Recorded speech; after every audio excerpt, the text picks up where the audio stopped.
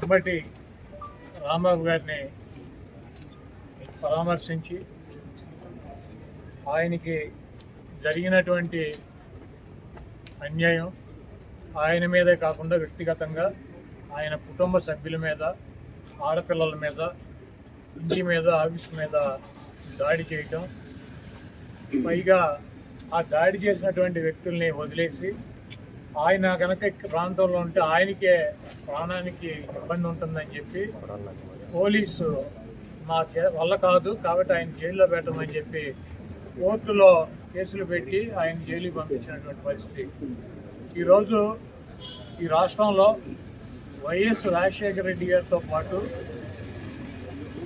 ఆయన శిష్యుడిగా, లేకపోతే ఆయన అంటే ఇష్టం ఉన్నటువంటి వ్యక్తిగా, ఆయనతో పాటు ఆయన కష్టాల్లోనూ, ఆయన సుఖాల్లోనూ, ఆయన అధికారంలో లేనప్పుడు కూడా పదవి ఉన్నా లేకపోయినా కాంగ్రెస్ పార్టీలో ఆయనతో పాటు నడిచినటువంటి వ్యక్తి అంబటి రాంబాబు గారు. ఆయన మరణం తర్వాత ఆ కాంగ్రెస్ పార్టీని వదిలేసి జగన్మోహన్ రెడ్డి గారు బయటకు వస్తే, జగన్మోహన్ రెడ్డి గారు అడుగు బయటకు వేస్తే ఆయన అడుగుతో పాటు ఇంకో అడుగు పడిందంటే అది అంబటి రాంబాబు గారు. ఎన్ని కష్టాలు వచ్చినా, ఎన్ని ఇబ్బందులు వచ్చినా జగన్మోహన్ రెడ్డి గారికి అండగా ఉంటూ ఆయన తరఫున ఆయన చెప్పాల్సినటువంటి వాయిస్ని ఆయన ద్వారా ఆయన తీసుకున్నటువంటి ప్రతి నిర్ణయాన్ని ప్రజలకి చెప్పేటువంటి వ్యక్తుల్లో అంబటి రాంబాబు గారు, ఆ వైఎస్ఆర్ కాంగ్రెస్ పార్టీ స్థాపించినటువంటి వ్యక్తుల్లో ఆ 10 మందిలో అంబటి రాంబాబు గారు ఒకడు. ఆయన ఎప్పుడు కూడా ఒక వ్యక్తిని దూషించటమో, లేకపోతే ఒక వ్యక్తిని కించపరిచి మాట్లాడటమో, లేకపోతే ఒక వ్యక్తిని బూతులు తిట్టినటువంటి సంఘటనలు మనం చూడాలి. చాలా మర్యాదగా, చాలా పద్ధతిగా వారు వీరు అంటారు, గౌరవించేటువంటి భాషలోనే ఆయన మాట్లాడతారు. ఆయనకి ట్రాప్లోకి లాగాలని చెప్పి ఒక నీచమైనటువంటి బ్యానర్ జగన్మోహన్ రెడ్డి గారి మీద కట్టి తిరుమల లడ్డూ గురించి ఆయన గుడికి వెళ్ళి ఆ బ్యానర్ తీయమని చెప్పి ఆ బ్యానర్ దగ్గర ఆగి ఆ ముందు రోజు మాట్లాడితే ఆయన వచ్చే దారిలో కర్రలు పట్టుకుని కొంతమంది చిల్లర మూకని పెట్టుకొని అంబటి రాంబాబు గారిని అమ్మనా బూతులు తిట్టిస్తే ఆయన ఆవేశంతో వీళ్ళందరూ ఎందుకు ఆయనే రమ్మని చెప్పి చంద్రబాబు నాయుడు గురించి మాట్లాడిన మాట వాస్తవం.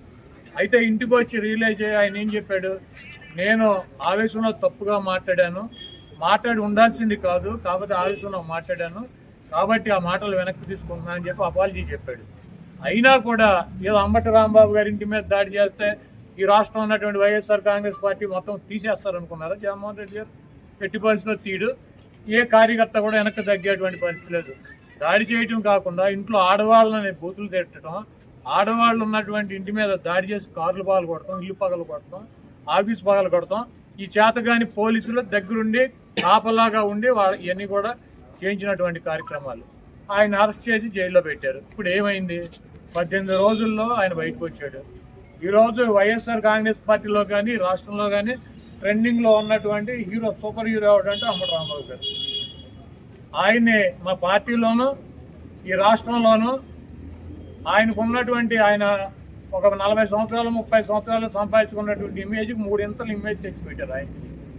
కాబట్టి మీరు ఇంత దుర్మార్గంగా వ్యవహరిస్తున్నా కూడా, మీరు అప్రజాస్వామ్య పద్ధతిలో వైఎస్ఆర్ కాంగ్రెస్ పార్టీని అణచివేయాలని చెప్పి ప్రయత్నిస్తున్నా కూడా, మీరు జైల్లో పెట్టినటువంటి ఏ వ్యక్తి కూడా రాజకీయాలు వదిలేసి పారిపోలేదు.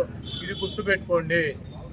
ఏ వ్యక్తి కూడా తగ్గేటువంటి పరిస్థితి లేదని చెప్పి ఇంకా బలంగా జగన్మోహన్ రెడ్డి గారికి మద్దతుగా మిమ్మల్ని ఎండగట్టేటువంటి కార్యక్రమాలు తీసుకుంటున్నారు. మీ ఎర్ర బుక్కులకి, మీ పసుపు బుక్కులకి ఇక్కడ భయపడేవాడు ఎవడో లేడన్నది గుర్తుపెట్టుకోవాలి. నిన్న లోకేష్ చెబుతున్నాడు, జగన్మోహన్ రెడ్డి గారి పేరు రాశారా అని అడిగితే, జగన్మోహన్ రెడ్డి గారి పేరు ఉందో లేదో మీ త్వరలో తెలుస్తుంది. మీ మామయ్య బాలకృష్ణ గారి డైలాగ్ ఒకటి ఉంటుంది, నాకు నువ్వు ఎదురు వచ్చినా నీకే ప్రమాదం, నేను ఎదురు వచ్చినా నీకే ప్రమాదం.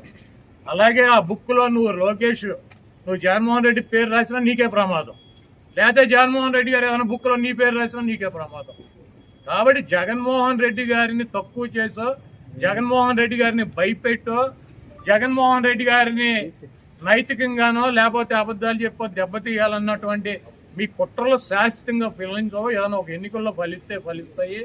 అదేవిధంగా అంబటి రాంబాబు గారు లాంటి స్వచ్ఛమైనటువంటి, నిఖార్స్ అయినటువంటి వైఎస్ఆర్ కాంగ్రెస్ పార్టీకి, జగన్మోహన్ రెడ్డి గారి కుటుంబానికి అండగా ఉన్నటువంటి వ్యక్తుల్ని మీరు ఇబ్బంది పెట్టడం వలన భవిష్యత్తులో దెబ్బకు దెబ్బ మీరు కూడా ఇటువంటి ఇబ్బందులను ఫేస్ చేయాల్సినటువంటి పరిస్థితి తప్పకుండా ఉంటుంది.